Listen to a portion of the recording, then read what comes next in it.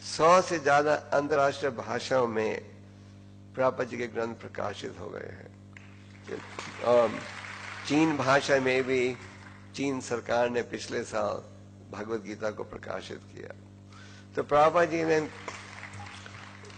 जी ने एक ऐसी योजना बनाई है कि ये संस्था और 10,000 सालों के लिए समाज को मार्गदर्शन देते जाएगी। तो ये कोई छोटा कार्य नहीं था। प्रभुपाद जी ने इस विषय पर बोल दिया, प्योरिटी इज द फोर्स, कि पवित्रता बहुत आवश्यक है। तो चाहे गुरु हो या चाहे शिष्य हो, हम सबका लक्ष्य होना चाहिए कि हम पवित्रता कैसे प्राप्त करें।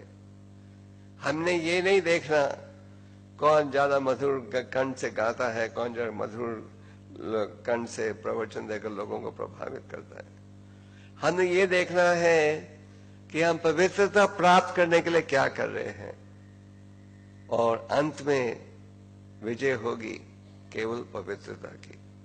तो यहाँ भगवान हमें उपदेश दे रहे हैं क्या, कि हमें झूठी प्रतिष्ठा से बचना चाहिए। ये नहीं कि थोड़ी सेवा करें, एकदम हमें इसके बदले में प्रतिष्ठा चाहिए, आदर चाहिए।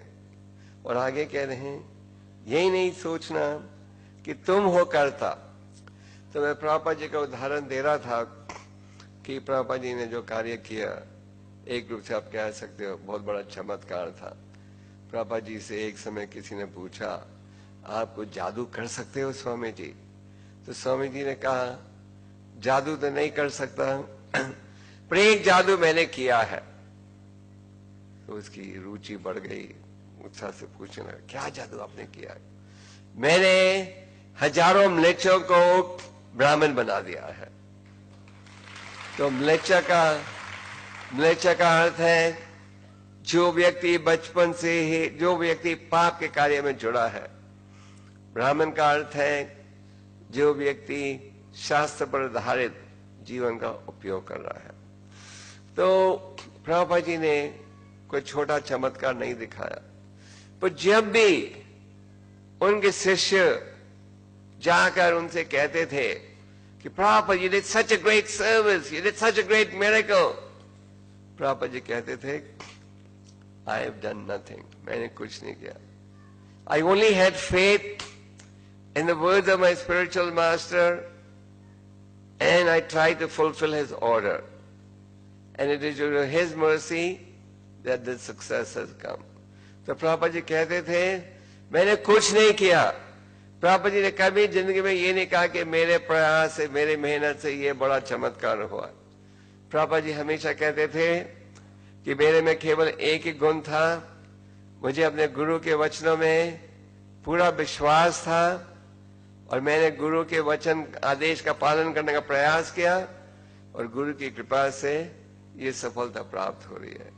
प्रभुपाद जी ने कभी ये नहीं सोचा कि मैं हूं कर्ता और मेरे प्रयास से ये सारे विश्व में ये आंदोलन फैला है। तो हमें इसे सबक सीखना चाहिए। कई बार हम थोड़ा सा प्रचार करते हैं, थोड़ी सफलता प्राप्त करते हैं, तो एकदम आसमान में हम पहुंच जाते हैं कि हमने इतना बड़ा चमत्कार किया। पर यहाँ वो भगवान कह रहे हैं कि क्या, ना तुम झूठी प्रतिष्ठा के पीछे भागो, ना ही ये सोचो कि तुम हो कर्ता। कि जैसे आप सोचने लगोगे कि क्या तुम है कर्ता, कि आपके प्रयास से ये सफलता प्राप्त हुई है, आप देखोगे समय के साथ वो जो आध्यात्मिक शक्ति जो थोड़ी है भी, वो फिसल जाएगी। क्योंकि भगवान प्रसन्न होते हैं किससे? निम्रता के द्वारा। तो यहाँ भगवान कह रहे हैं झूठी प्रतिष्ठा से बचो और अपने आप को कर्ता भी मत समझो। आगे क्या कहते हैं? उसे सदा सक्रिय होना चाहिए और कभी भी आलसी नहीं होना चाहिए। भक्त को 24 घंटे सेवा में रहना चाहिए। हमारा भाव रहना चाहिए कि अगर एक पल का भी दुरुपयोग करोगे तो सारे विश्व के धन से उसे वापस प्राप्त नहीं कर सकोगे। तो हमारा निरंतर भाव रहना चाहिए कि हम भगवान की सेवा में जुड़े रहें। खाओ तो उतना खाओ जितना कि आवश्यक है, विश्राम करो पर उतना करो जितना कि आवश्यक है। और अगर भौतिक वातावरण में हो, जैसे कि आप दफ्तर में नौकरी कर रहे हो, बिजनेस कर रहे हो वगैरह, पढ़ाई कर रहे हो, तो उस वातावरण में भी उतनी चर्चा करो जितना कि आवश्यक हो, और समय लगाओ भगवान की सेवा में। भगवान की सेवा का क्या है साधन? सबसे उत्तम सेवा जो हम निभा सकते हैं वो है भगवान के दिव्य नामों का उच्चारण। कई बार भक्त आकर पूछते हैं हमें कोई सेवा दीजिए, तो हम कहते हैं कि सबसे आवश्यक सेवा है कि आप अपना 16 माला का जाप करो और अच्छी तरह करो। एकादशी और शुभ दिनों पर हो सके तो 25 माला का जाप करो। ये है हम भक्तों के लिए सबसे महत्वपूर्ण सेवा। तो यहाँ भगवान उद्धव जी से कह रहे हैं कि उसको सदा सेवा में जुड़े रहना चाहिए और कभी भी आलसी नहीं होना चाहिए। चाहे आप फुल टाइम भक्त हो, ब्रह्मचारी या सन्यासी, चाहे आप गृहस्थ भक्त हो।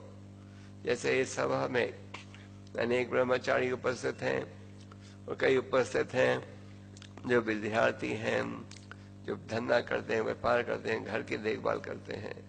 तो भगवान की सेवा में हमें आलसी नहीं रहना चाहिए। हमें ये सोचते रहना चाहिए समय भगवान का प्रतिनिधि है।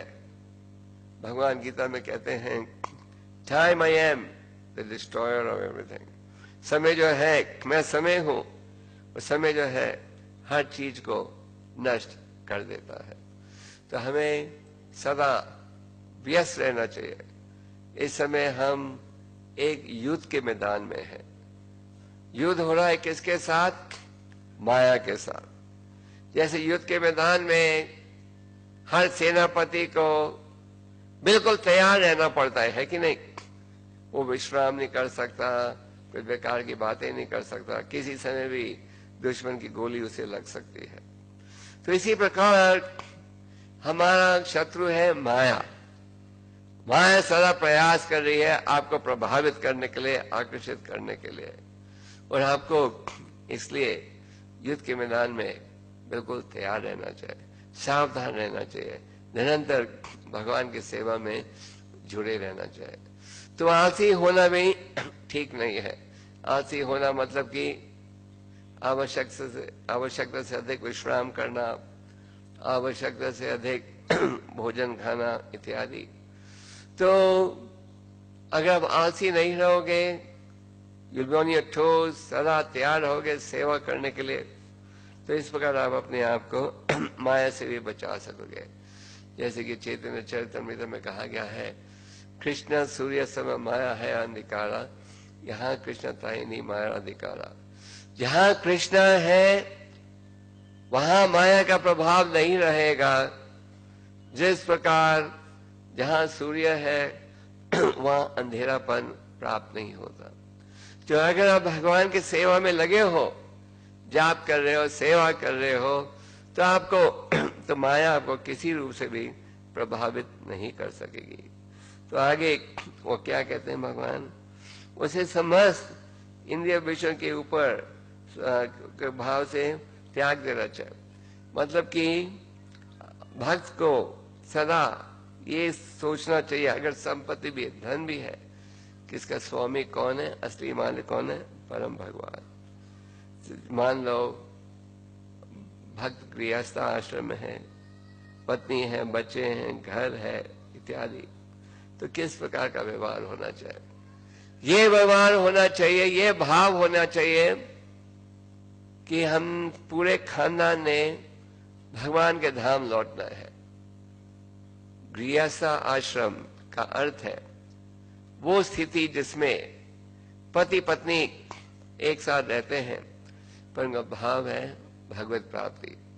और अगर बच्चे हैं, औलाद है, तो उनको भी माता पिता ये चाहते हैं ये दिव्य ज्ञान दें जिसके द्वारा उनका उद्धार हो। जैसे कि भगवान